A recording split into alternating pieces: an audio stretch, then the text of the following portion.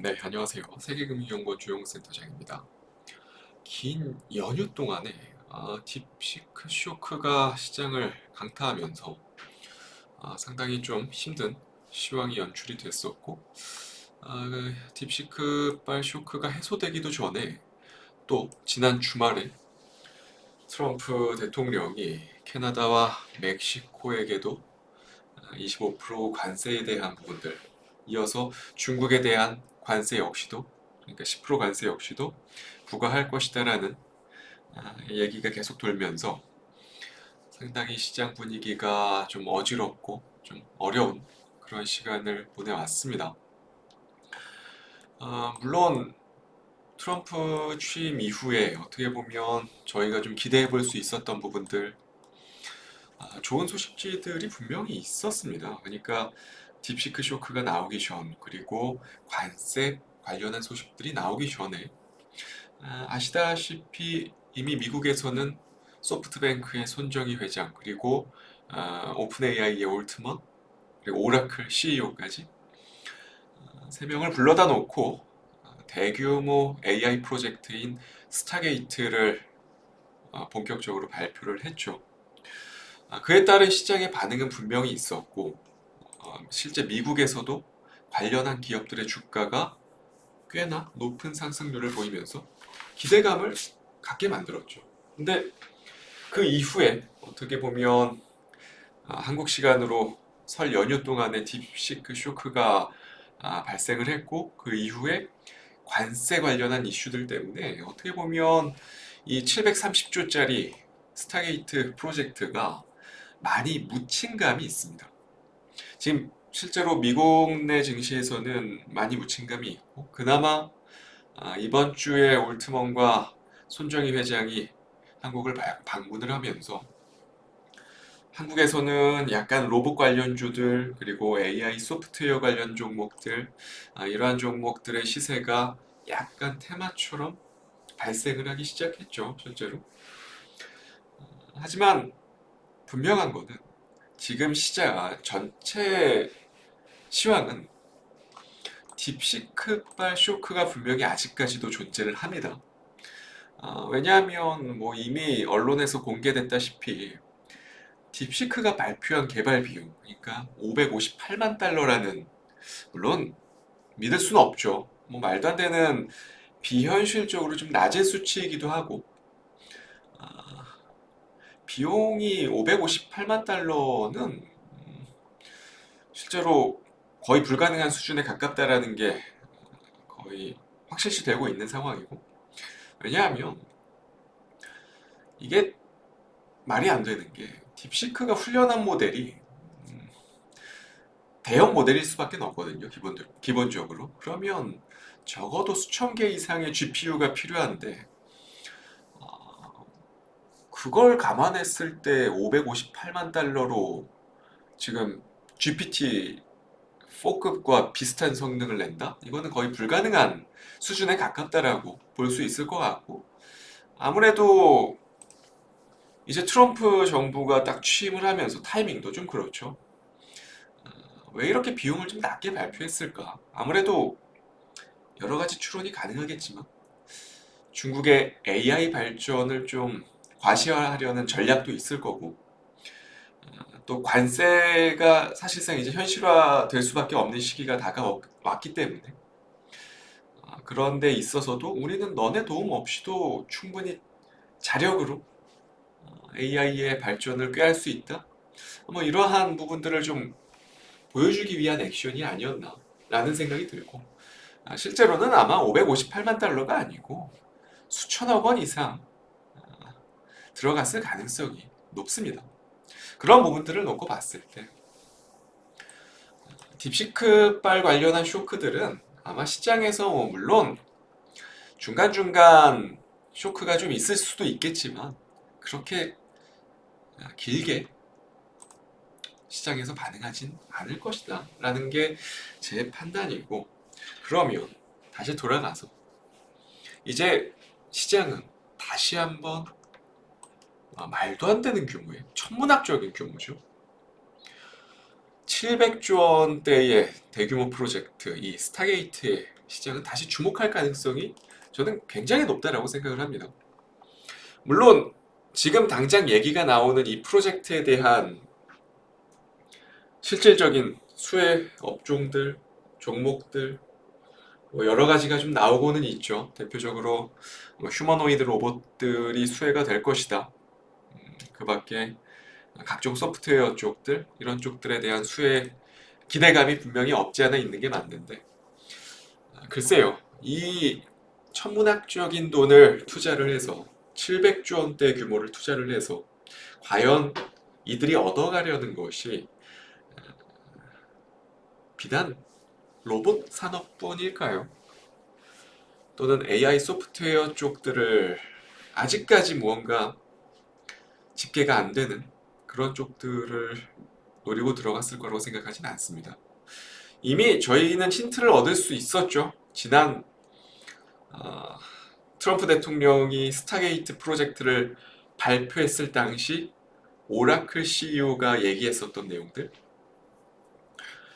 오라클의 앨리슨 회장이 그 당시 때 얘기했었던 내용을 간략하게 얘기를 해보면 48시간 이내에 암 백신 제작의 현실화를 예고를 했습니다. 그러면서 AI 기반 의료 혁신에 대한 가속화. 이게 어떻게 보면 이 프로젝트의 핵심이라고 저는 보고 있고요. 규모가 무려 700조 원, 한화 기준으로 700조 원 규모입니다. 한국의 거의 2년치 재정이죠. 거의 말도 안 되는 수준의 규모고요. 어떻게 보면 단순히 이 막대한 규모를 돈이 안 되는 사업 절대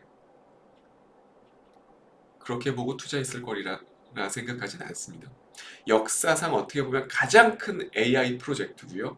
미국의 미래 기술 유지에 도움이 될 수 있을 만한 그러한 사업을 이끌어내기 위해서 진출을 한 규모죠. 어떻게 보면. 그러면 결국에 미래 생명공학 규모가 가장 큰 시장이죠. 어떻게 보면. 휴머노이드 로봇보다도요. 미래 생명공학, 그러니까 불치병, 난치병, 희귀병들, 소위 말하는 암, 뭐 각종 뇌질환, 치매 이런 쪽이죠.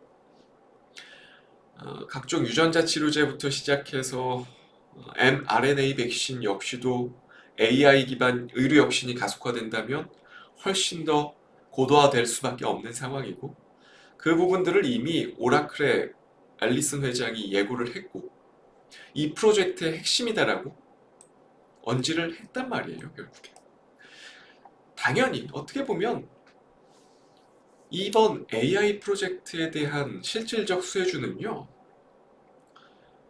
방금 말씀드린 분야에서 나올 가능성이 가장 저는 높다라고 생각을 합니다. 바로 바이오 쪽일 가능성이 높다라는 거죠.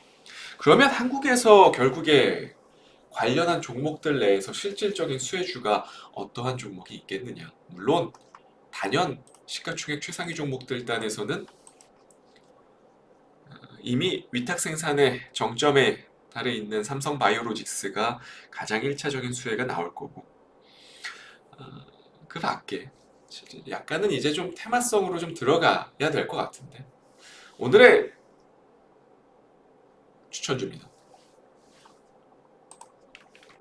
바로 첫 번째로 유한양행 가지고 왔습니다. 유한양행은 이미 제가 여러 차례 유튜브를 통해서 말씀을 드렸었던 종목이고, 과거부터 국내의 오픈 이노베이션 기반의 바이오 종목 하면 사실 유한양행을 빼놓고 볼 수 없는 노릇이고, 결국에 이번 랭라자를 통해서 그 부분들이 증명이 됐고, 국내를 대표하는 어떻게 보면 혁신적인 신약 관련한 치료제를 자체적으로 생산해낼 수 있는, 그리고 자체적으로 개발해낼 수 있는 유일한 기업이지 않나. 결국에 바이오테크 내에서 유한양행 말고는 사실 저는 한국에서는 이렇다 할 오픈 이노베이션 기업을 찾기는 좀 어려운 여건이지 않나라는 생각이 들고, 물론 앞서 말씀드렸었던 스타게이트 프로젝트가 가동되면서 mRNA 관련한 백신들이 주를 이루고 그를 토대로 각종 의료 혁신이 가속화된다면 그 실질적인 수혜를 받기는 어려워요. 분명한 것들은. 하지만 국내를 대표하는, 국내를 상징하는 바이오 기업이라는 것들, 이런 부분들에 있어서 사실 유한양행을 빼놓고 볼 수는 당연히 없을 거고, 앞서 말씀드렸던 스타게이트 프로젝트가 본격적으로 AI 기반 의료 혁신에 대한 포인트로 접근하고 있다는 게 시장에서 인식이 들 때쯤이면요, 국내를 대표하는 바이오 기업들은 다시 한번 높은 상승률을 보여줄 가능성이 높다라고 저는 생각을 해요.